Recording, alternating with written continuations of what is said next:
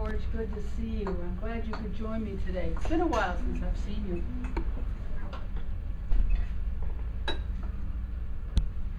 No, I'm fine. I don't want anything else. Thanks. Did I ever tell you, George, about how I really met my brothers and sisters? Later I realized that if it had not been for my having to be confined to bed, I never would have discovered my brothers and sisters. Before, I don't remember knowing much about them except their names. I always took their presence for granted because they had always been around. It took me a while to suspect that my mother was the one who made the family come in to keep me company. One day I had been sat up in bed with pillows to prop me up. I was that weak. Mom had laid my pipe stem arms and thin white hands on the coverlet, but as soon as she was gone, I put my hands under the covers so I would not have to look at them. My sisters came in almost on tiptoe and sat down on either side of the bed, their hands folded in their laps, and stared at me without saying a word. Though it was Saturday, they were dressed in their school clothes with starched dresses that made, a rustling sound when they moved, and their hair done up in ringlets. They stared at me as if they were looking at something that was not quite human. The older of them, Suzette, sat very straight and silent, looking at me out of her gray eyes and turning away once in a while to regard her hands. She had a long face, you remember, she had a long face and slightly protruding teeth. But then I saw that she was sort of pretty. She had auburn hair and gray flecked eyes and a wide mouth like our dad's. And then I noticed for the first time that my little sister, Michelle, had the same gray eyes. "Do you want to play jacks, Pete?" asked Michelle, plunging her hand in her pocket and coming up with jacks and a red rubber ball. Suzette drew herself up even straighter. "I knew you were going to sneak those jacks in here. You know what Mama said." Michelle returned the jacks to her pocket and said, "I don't know why not. It's only a girl's game and Pete's a boy, so it won't hurt him." "What did Mama say?" I asked. "She said we weren't supposed to excite you," said Suzette. "Why not?" Suzette would not answer. She knew she had said too much already. But Michelle said, "Because it might make your heart stop and then you'd be dead."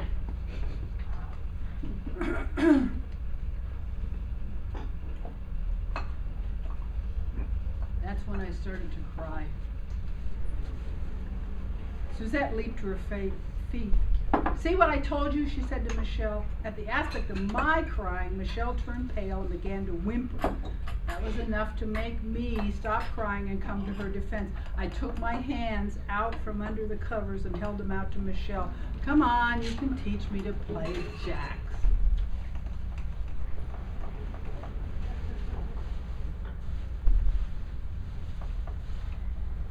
It occurred to me while we were playing that I would never have been caught dead playing a girl's game before. But now I did not care about that or anything else for that matter. It was simply another humiliation heaped on me, like my father having to carry me to the bathroom and then watch so I didn't fall. The expression in my sister's eyes when they had come in had not lied. I had become something that was not quite human.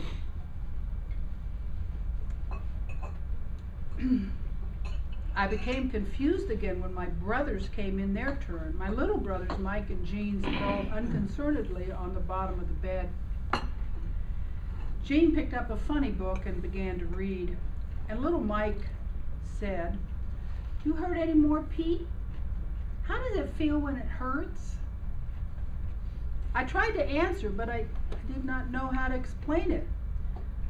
My big brother Leon was standing beside the bed looking down at Mike and at me, and he said, The doctor says the hurt is gone. So there's no sense asking about it. You can't remember pain. I looked up at him. That's right, I just can't remember it. Well, you shouldn't think about it anyway, said Leon, because it's over and done. Now you have got to get some meat on your bones. Never look back. Oh, said Gene without looking up from his funny book. Mama said he's going to be an invalid. He pronounced the word as if he were not quite sure of the syllables. What's an invalid? Said Mike. I could tell that Leon wasn't quite sure, but he bluffed it out anyway. Oh, you're too little to understand. There's no sense in me explaining it to you until you grow up. He changed the subject in a hurry. Want to play some checkers, Pete? I get to play the winner, said Gene a second before Mike.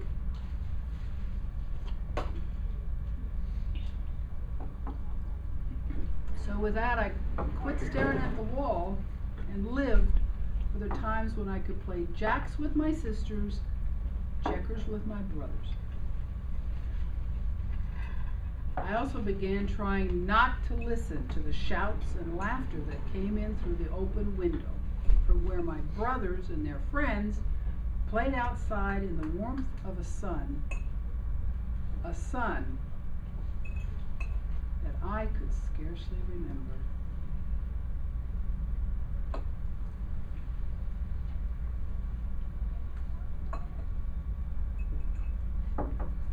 Mr. Toastmaster.